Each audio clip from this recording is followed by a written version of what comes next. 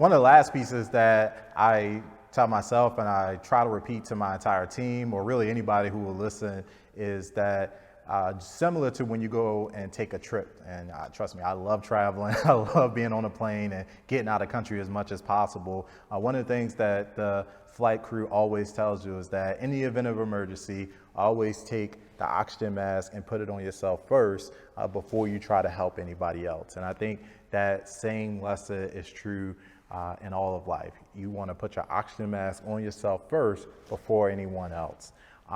As an entrepreneur, you are constantly trying to satisfy the needs of the rest of the world. And not just your customers, stakeholders, clients, but also we all have families. You know, you constantly are going to be asked of your parents or children or just people. And the cool thing that I love about entrepreneurship, particularly working with speakers and Black Speakers Network, is that we all have a big heart. We all have a big capacity for change. But ultimately, if you don't put your oxygen mask on yourself first, if you're not focusing on the things that you really, really need, then that leads to the dreaded B word, which is burnout. And so one of the things I decided to start doing is taking Fridays off.